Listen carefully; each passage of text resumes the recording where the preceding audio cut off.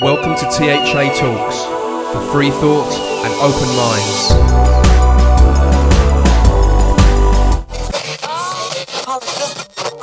To license it.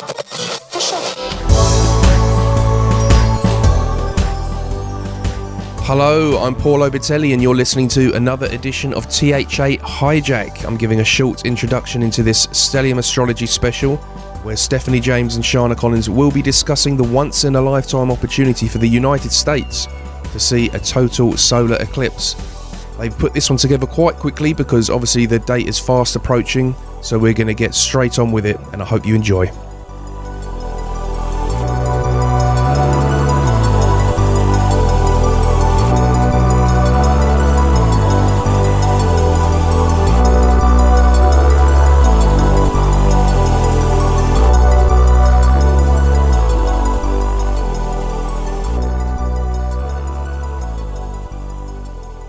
Okay, so there's going to be a total solar eclipse on the 21st of August 2017, and that will be 19:30, that's 7:30 p.m. Greenwich Mean Time, and in the US it will be at approximately 25 past 6 UT. The point of greatest eclipse is going to be over, we're very close to Nashville. Shana and I decided that it would be a good idea to talk about the Great American Eclipse, seeing as it's going to be such a spectacle for everybody in the US. Yes, actually, the line for the totality goes from, I believe it's Oregon to South Carolina, and it's kind of a once-in-a-lifetime situation. It's also a good thing because we have so much derision and kind of this. There's a lot of negativity kind of floating around the U.S. right now, and this experience of division. But from an astrological side, I have to wonder what's going on with the aspects, just because it could be a very communal kind of unifying experience, or it could be the spark before all hell breaks loose. There's always that to look at, and a new moon in Leo is often the start point, but when it's an eclipse, it's a culmination point, really. Well, this is a seeding process, but this is also going to be a point where things are brought to light. And usually around an eclipse, events are brought to light. And looking through some of the dates that I was looking at earlier, there was an eclipse on April the 17th, 1912. And 2 days prior to that eclipse, the Titanic sank. That eclipse occurred on the midheaven of New York. So often when an eclipse happens at any point in a chart for a country or for a particular figure, for example, a president, like JFK, there was another one. He had a total solar eclipse on his Saturn, which is at 27 Cancer. And later in that year, he was assassinated. So, you do have these kind of connections that happen, and they do bring events to light. And there is an awful lot of division, like you said, going on in the US at the moment. And I guess you could say that there's somebody sitting at the top who, Donald Trump I'm referring to, who is somebody who is in the spotlight and often for the wrong reasons. But the Charlottesville protests that were going on, and the fact that Donald Trump refused to comment for, I think, was it I don't know if it's 48 hours that he didn't even tweet, and then he said, well, blame can be placed on both sides, which is very Gemini of him. He does like to bring both sides of the argument up. And Donald Trump being a Gemini, it's very interesting because he was born on an eclipse himself. So Donald Trump not only is he an eclipse baby, but this eclipse that's happening is going to be on Donald Trump's ascendant. And to have an eclipse on your ascendant, generally in Leo is very much about the regal royal ruling class. So when it comes to Leo, you're going to be looking at the royal family, or you're going to be looking at the president. So immediately having an eclipse there, you'd look that way. But for it to be on Donald Trump's ascendant, it plugs directly into Donald Trump's chart. So this is very interesting because already looking at the events that have occurred not too far away from the path of totality, Charlottesville, I think Virginia is going to be within between 80 and 100% of totality. So plugging into Donald Trump and asking him to be involved in some way, and his reluctance to step in immediately has thrust him into the public eye even more so, which is very interesting. If he'd have jumped straight in there and said, "Oh gosh, these awful protests, or this that's going on in Charlottesville is, very sorry to hear about this," that sort of thing, he might have diverted the attention away from himself. But by being silent on the subject for 48 hours, he's unfortunately really the spotlight's on Trump now, isn't it? And people are really asking, why is he not compassionate enough to have an opinion and get involved? So is that the case? Do you feel that that's the way that people are feeling over there in the US, Seana? I think that the situation in Charlottesville is extremely inflammatory, and it does fit in line with the idea of an unveiling, in that there's always been an underlying kind of elephant in the room that has to do with our country dealing with its issues in relation to racism and things like that. I think the fact that he was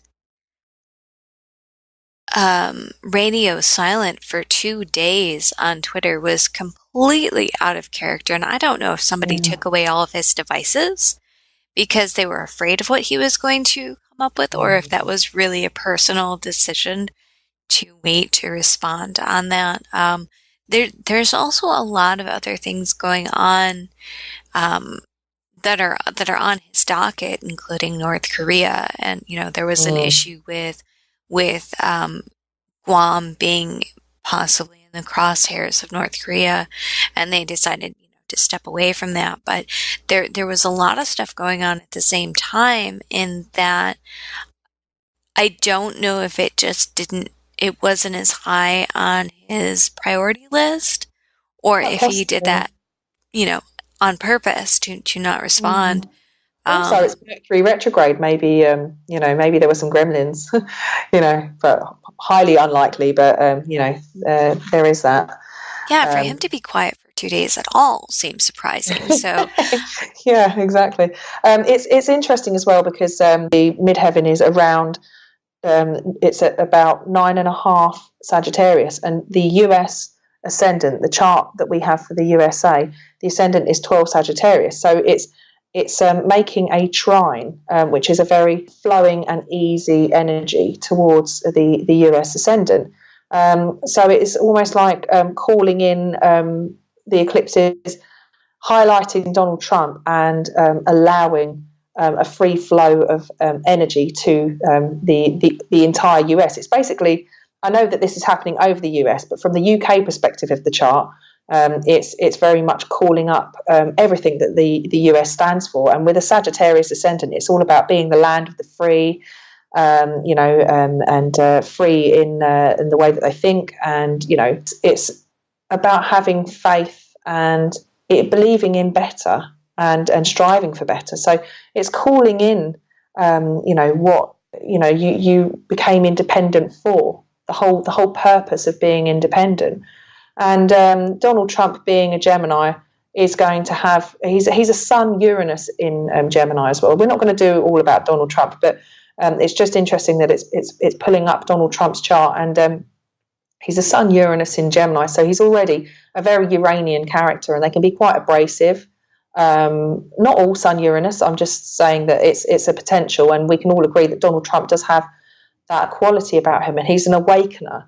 He awakens people, whether it's for a good or bad reason. It's something that he comes in and does. So they say, I was listening to a lecture about an eclipse earlier, and they said eclipses are they're very Uranian in their very nature. So they're very sudden, and they bring events that wake people up. So Donald Trump may be awakened by this eclipse and the events that occur around it. And this was the recording I was listening to earlier was by a man called Robert Hand, and he's written some really great astrology handbooks. And he said an eclipse is only if you're born on eclipse, and an eclipse, it's only significant if you are a significant person. So if you're not like the leader of a country or something like that, being born on an eclipse isn't going to be as significant for you as if you were perhaps the Prime Minister or the President or the Queen or something like that. So Trump being the President, being born on an eclipse, being a Sun Uranus, which awakens people, and being a Leo ascendant. His ascendant's 29 degrees, so the eclipse is at 28, but his Mars is at 26 as well. So he's a very he fires people up and he awakens them to things. So it's very interesting that Donald Trump has caused so much controversy already. There's so much fuss around Donald Trump, and for a while he went a bit quiet, and then all this stuff going on with Korea, and we've got these this march that went a little bit sour. Like you said, it's inflammatory, and it's caused a lot of debate, and Donald Trump being silent about that is so unlike him. He's done the opposite than what everybody was expecting him to do. It's interesting that this is just before the eclipse, and we've just had another terrorist attack this evening in Barcelona, where people have been mown down in the street in vans. So there's a lot of tension, out there at the moment, and this eclipse is a very fiery energy. It's very hot and it's very dry and it's very fiery. So it's got that kind of that feeling, that hot-headedness about it. Also with an eclipse, it can sometimes trigger illness. I've read that an eclipse occurring on an angle in somebody's chart. So the fact it's occurring on Donald Trump's ascendant, there is always the potential there that it might indicate that he won't be of great health. I'm not saying it's going to kill him or something like that, but just for example, Seana, you know this about me. 2 weeks ago, the lunar eclipse was on my midheaven, and I've been ill for about a week and a half. I do believe that can happen, but it didn't kill me. I'm fine. And with Donald Trump, I'm not saying it's going to wipe him out, but it could have an impact on his health as well. So there are many things that could be called into question relating to this eclipse. It'll be interesting to see what kind of a catalyst the eclipse is for his future. But I don't want to focus too much on him specifically, because I'm sure that this is affecting the rest of the world in ways as well. Is there anything that's going on your side of the pond that this could be affecting, as far as the unveiling aspect and some of these catalyst aspects of the new moon and the total solar eclipse?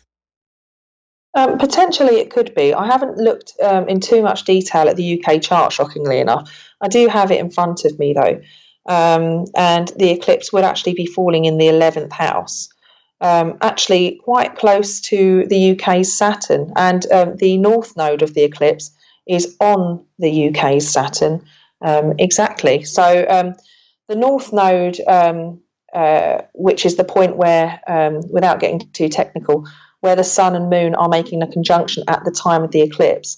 The north node is the point in space, a calculated point in space, where the sun and the moon's path cross over. So that's how the eclipse happens. They happen to be at the same crossroads at the same time. Obviously, absolutely a huge distance apart from each other, so they're not having a car crash, but they seem to be crossing over at a certain crossroad in space. And that just happens to be where the UK's Saturn is, in the 11th house at the moment. The UK Saturn in Leo in the 11th house. What is 11th house? What is that? What is the significance of the 11th house? Well, the 11th house is the house of on a smaller scale of friends and of communities and people with like minds, and on a larger scale, still on a personal scale, it can be about leaving a legacy and leaving something that goes on beyond you, something that you can leave an imprint on the world in some way. And as I'm talking about communities and that, it does feel interesting that the EU is a type of community, in a sense, that we have decided to depart from. And it's Saturn for the UK chart is actually being trined. So 120 degrees away currently is Saturn that's actually transiting. So it's having a trine from Saturn. It's moved away from where it was in the UK chart, and it's now moved around to being in Sagittarius. So if you're looking at the eclipse from the UK perspective, the new moon eclipse is actually making a trine to the UK Saturn, and it's also being trined again by Saturn in the sky at the moment, and it's making a great big triangle called a grand trine, and that's a very easy flow of energy. Energy is perhaps the wrong word to say, but it's very cooperative to the point that it can go by unnoticed, and it makes for dealings with this sort of thing, with the Brexit thing. Saturn in Sagittarius, you could look at that and call that the xenophobe. Sagittarius is about foreign travel and different cultures, ideas outside of your sort of your comfort zone and personal environment, generally Saturn is the planet of fear, and it's rules and boundaries, respect, hard work, and that sort of thing. But it also highlights areas that you're scared of. So having Saturn in Sagittarius, which it has been for a couple of years, it's moving through, and it's tied in very closely with a lot of the stuff that's going on with Brexit and all the stuff that's being brought up with Trump as well. It's basically, some people have banded the word xenophobe around as far as Brexit's concerned, and people saying, you're just scared of foreigners and that sort of thing. Whereas some people voting for Brexit are voting to have more boundaries, which is another code word for Saturn. Having that in a grand trine with the new moon as well, with the eclipse, is probably going to in some way, I'd say, work in a positive way towards handling the agreements with Brexit. I don't think it would hinder it, and I can see that Jupiter, which is the great benefic, a very nice planet to have transiting anywhere in your chart, really, is currently going through the first house of the UK chart. So that's the part of the chart which very much deals with home territory and the UK's perspective. So having that there is actually probably really lightening that negative feeling that was so it was just so rife. It was everywhere around the time that the Brexit vote happened. With the UK chart, it looks like it's got the right elements that it's actually making it a little bit easier. I don't necessarily tend to watch the mainstream news because I do feel it's very biased, and they put stuff out there in order to make you feel one way or another and really fire you up. So I tend to avoid it. So I do my own research, and I tend to, I follow politics, I'd say in a light sense, but you can't help but get pulled into these kind of things. It's something, especially something as big as Brexit or as big as Trump. I feel like this is the kind of thing that doesn't happen. It skips a few generations. I don't know, maybe I'm wrong, but I don't feel like it's something that every generation experiences. I would agree with that statement, and then through the internet, through social media, people are sharing a lot more of their perspective and opinions and things that they're passionate about more frequently and more freely. There was a point when, you didn't even discuss, I would say like the 1950s here in America, you wouldn't discuss who it was that you voted for president, that was a taboo topic. Politics was just not discussed. Whereas now it seems like everybody is in everybody else's Kool-Aid. You want to know everything about somebody, and we've made that socially acceptable. One of the things that I wanted to touch on for people was the specifically the new moon aspect. The eclipse is kind of a big deal, but we're also looking at a renewal cycle, the beginning of something with the new moon. And I believe you have a project that you're working on to help us to recognize the potential within that new moon. Yeah, I am actually. Gosh, I'd completely forgotten that we were going to talk about this actually. My new moon wish list diary. I'm making a new moon wish list diary for 2018. I'm trying to make it quite pretty and also quite straightforward. Not too pretty, so the guys can use it too. But it's just a little list where you can set yourself some goals at the time of the new moon, and it's just 14 tasks that you want to see yourself complete, and it can be long-term tasks or smaller tasks. But it will come with instructions anyway. I'm going to put that all in there, but it's going to be a nice little diary for people to use. But in the meantime, I'm going to put something on my website that people can download, just so that they can print off an individual sheet if they want to, in order to just use the, create a list for the new moons as and when, up until I put the 2018 booklet out there. So that will be useful. And the new moon is a seeding process. It's the beginning of a cycle, like you said.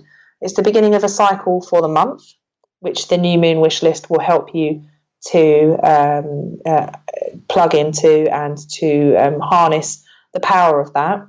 But it's also the beginning of a much larger cycle, a lunar gestation cycle. Is that this upcoming moon? Because I was going to ask if there's anything specifically relevant about the new moon in Leo that we should be aware of. Well, every new moon is the beginning of a lunar gestation cycle, and it depends what it's picking up in your chart.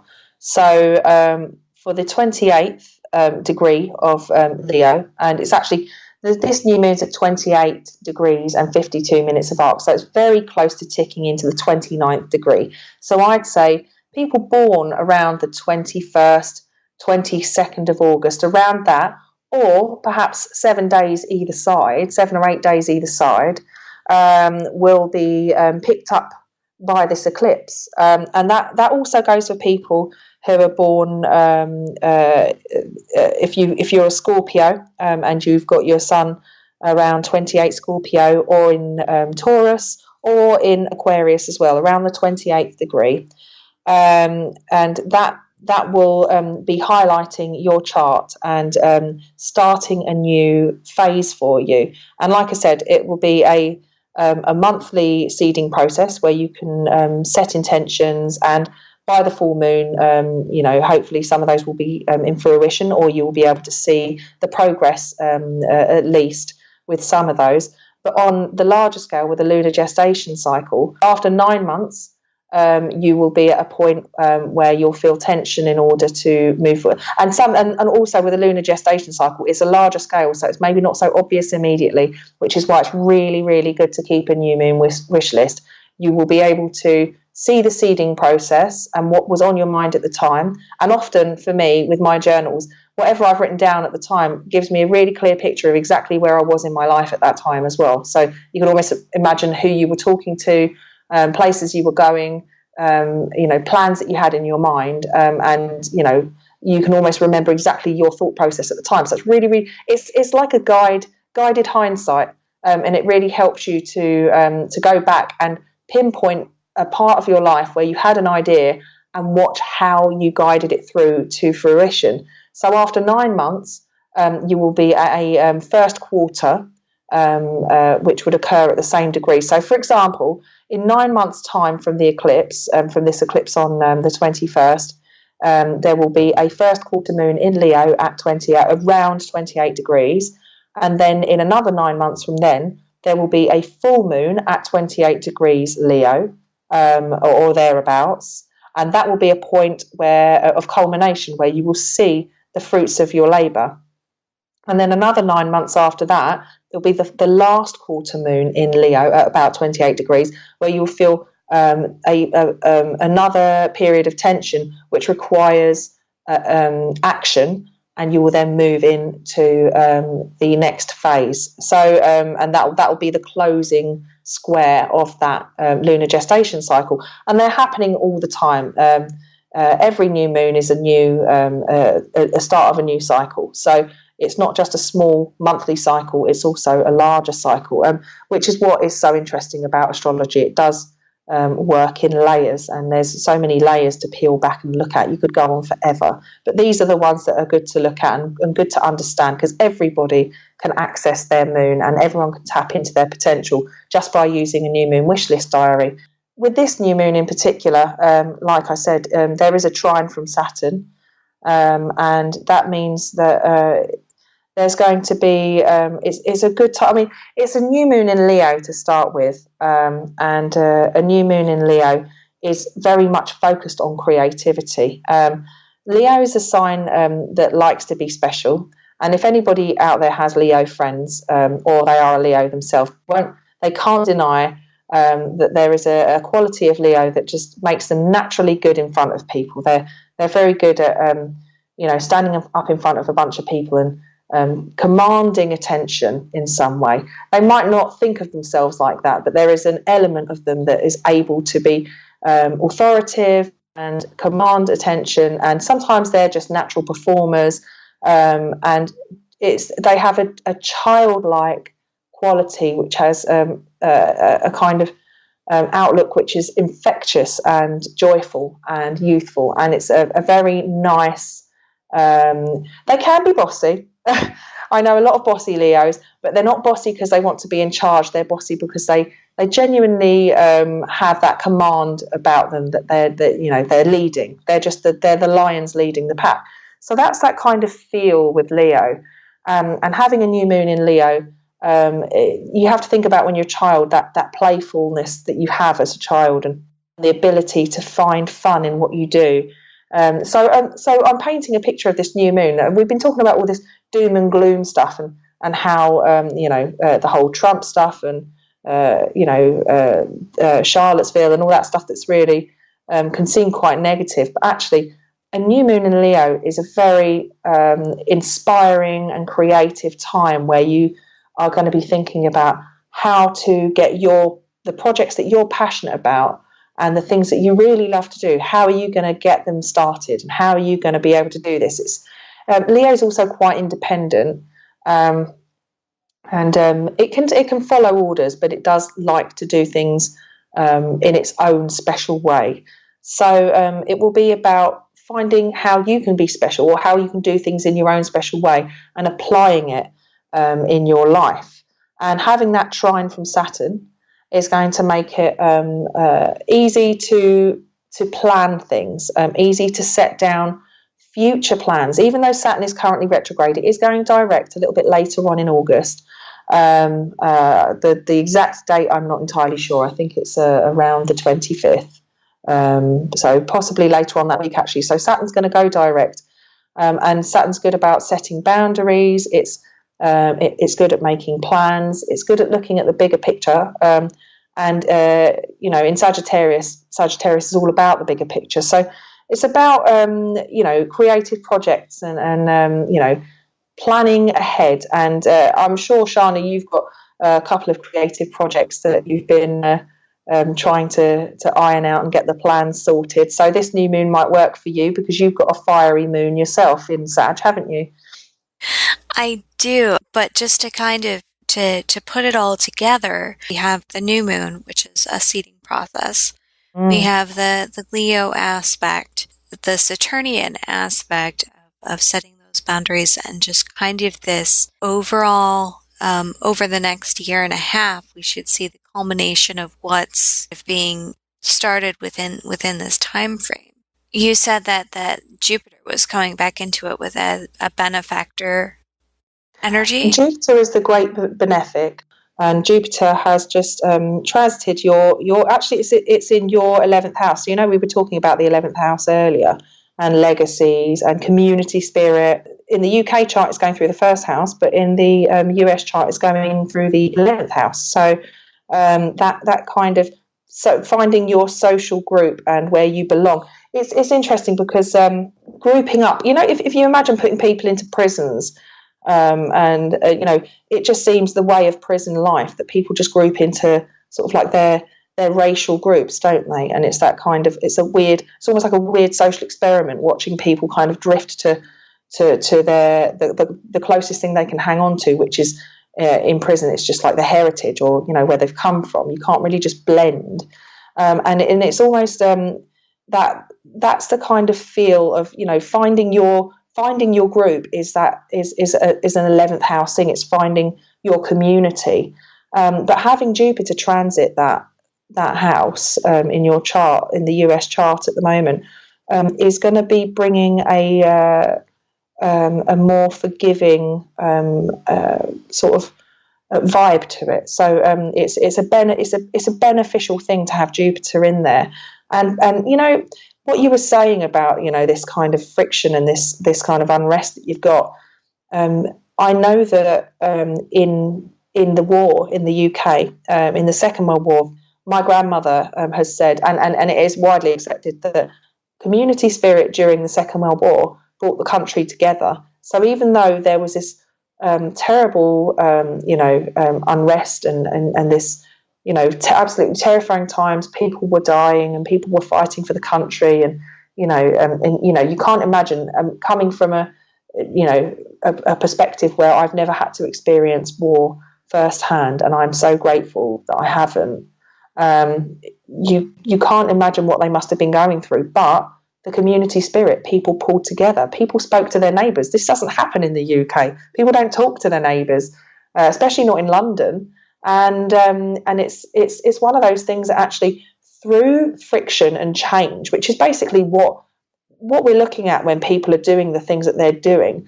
It might be opinions, it might be the way people look, but it comes from the tension of knowing that change is occurring and people are feeling out of control. So for that to happen, the knock-on effect is that the community spirit among people who, there are people out there who genuinely just don't want to have this kind of nasty stuff going on. There are people out there that want to fight, and there's people out there that just want to, get along with each other. There is that community spirit that will rise within it. And I think that perhaps Jupiter transiting the 11th in your US chart is going to be something that really blesses. It's going to be there for, it takes a year to go through each house in the chart. It's approximately, Jupiter takes about 12 years to go through the whole chart. So it's currently going through at the moment. It's a nice forgiving thing to have there, actually. And I think that it's a bit of a blessing for the US to have that in there amongst all the other stuff that's going on. And me talking about war and things like that doesn't mean that I think that the eclipse is going to bring a war. In case anybody listening suddenly just thought, shit, what? It's I'm just using that as a an example to prove that community spirit can occur in the most unusual places. Yeah, that kind of unity aspect in times of hardship. We could definitely use that right now. So were there any other major points or aspects or things that kind of jumped out at you when you were looking at the charts for this time frame? Well, actually, one last thing to touch on, I guess, is that Mercury is retrograde at the moment. And Seana, you and I know already how much it's affecting both of us because we're both very mercurial people. Mercury retrograde started, it's in full swing now, and obviously it's fuddling my brain because I can't remember dates or anything at the moment. My brain's completely fried not only from Mercury retrograde but also from that eclipse on my midheaven. But Mercury retrograde on the day of the eclipse will be at 8 Virgo, And when it actually gets back to the point where it's going to go direct again, it will be stationing on the 28th degree of Leo. So that's the degree where the eclipse happens. So Mercury going from Virgo back into Leo is like going from the hard work and back into having fun. I think that there's going to be a need to really look at the smaller scale of things. In thinking about Trump, there's administration, and there's with Virgo, it's very much about hard work and applying yourself to service as opposed to being the star of the show. So I think that with I'm not sticking this on Trump, by the way, but I'm just saying that if you're thinking about that kind of that Virgo feel, it's very much about servitude. It can feel a little bit like the sixth house, which is ruled by Virgo, is known as the house of oppression and slavery, and Virgo has a very servitude feel about it. So Mercury retrograde in Virgo, very good at the small details, and very good at helping and getting a project moving along without having to take complete control of it. It just knows how to create order and make sense. So it's going back over, and any kind of projects that require that kind of attention at the moment may well be highlighted. And when it finally gets to the degree, the 28th degree of Leo, once it dips back into Leo, it might feel a little bit lighter and a little less detail orientated and bogged down, and more likely to instigate some of those creative plans that you've been percolating in your brain and trying to work out. So there's that as far as getting back to the degree of that new moon. But as far as getting back to the point of the eclipse, that eclipse point will be a sensitive point for that degree for a long time. So I think, again, it was another thing that Rob Hand was saying. When you have super conjunctions and eclipses on a particular degree, it leaves a sensitive point, and that's embedded, and it can be sensitive for decades. So the 28th degree of Leo is going to be a sensitive point for quite a while, and I think Mercury retrograde, Mercury will retrograde to that point, and I believe potentially will be the first planet to trigger that. I don't know, there's Mars on one side and there's Mercury on the other side, and they're both moving towards the 28th degree. So heated words could occur, and Donald Trump actually will be having his Mars return not long after this eclipse as well. So I think that people are going to be looking for answers. Donald Trump is going to be really feeling the aggression of the nation, and I think he is going to have to address certain issues publicly. Whether or not he's going to do it in his usual articulate way, or whether he's going to have a script there to guide him along, I don't know. He kind of goes a little bit rogue, doesn't he, when he goes out there and speaks? So who knows what Trump's going to do? But it does plug into his chart so well, and being the star of the show in America at the moment, he's going to be in the spotlight. And if you think of an eclipse where the moon is moving in front of the sun, somebody blocks the spotlight for a little while. So that vital force that you get, that vitality, that light that you get from the sun, that life-giving life source that you get, is going to be blocked from Donald Trump for the period of the eclipse. And that's very symbolic if you think about what it could mean in a sense of his power. So that's kind of what I'm looking at. Well, I think a lot of it will just have to wait and see how it works out, and how these different aspects interact with the social situations and some of the unrest that we're feeling across the board. It sounds to me like a pointillist artist, like somebody that does their pictures in those little dots. And so while you're in the Virgo aspect, it's like you are right on top of the canvas, and you're working on these different very specific things. And then as we're going direct again, it's like stepping back to look at the whole canvas and kind of see the whole picture. Yeah, totally. I'm thinking of Monet actually when you're saying that. Right. Yeah, that's quite good actually. That's quite a good analogy. And with Mercury retrograde, you can follow it from its pre-shadow, which is when it reaches. I don't know if I should even get into bogged down with that, but there's the pre-shadow. Then it goes retrograde. Then it will station on the degree that it's going to go direct. And once it's stationed direct and starts moving forward again, it then remains in its shadow until it leaves the point where it went retrograde in the first place. So it's almost like a loop. It does a loop-the-loop. And by the time you leave the shadow, you can see the whole thing, the bigger picture. So it's very interesting that you used that analogy, because actually there is an element of going deep, doing the detailed work and then stepping back and looking at what you've created afterwards. And particularly with Leo, there is that creative element about it. So that's a great way to describe it to people.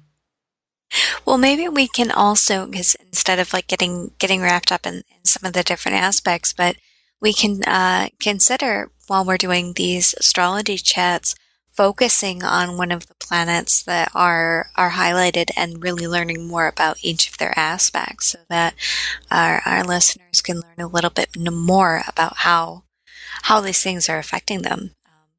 But that would be a story for another time, I think. Absolutely. Yeah, definitely. I'd love to do that. That sounds like a great idea. That ties in with the fact that I'm, again, name dropping the London School of Astrology, because I will be teaching for them in 2018, and I'm going to be creating for my website a lot more content over the next few months. So I should have more information out there for people regarding individual planets and houses and the signs, and hopefully more about stelliums and eclipses and just anything that I feel like writing. Basically, this creative period is obviously firing me up too. So I'm hoping to get this all started so that my website is going to be a fun place for people to visit. And they can reach you at your website where? It's www.stelliumastrology.com. In October, I expect there should be a boom on social media from Stellium Astrology, and hopefully I'll be blogging more at that point too. Well, I think that's about all we have time for today. Our listeners can definitely contact Stefanie at her website. We'll make sure to include a link at the bottom of the conversation on THA Talks. This has been an astrological edition of THA HIJAC. There will be much more to come, so stay tuned.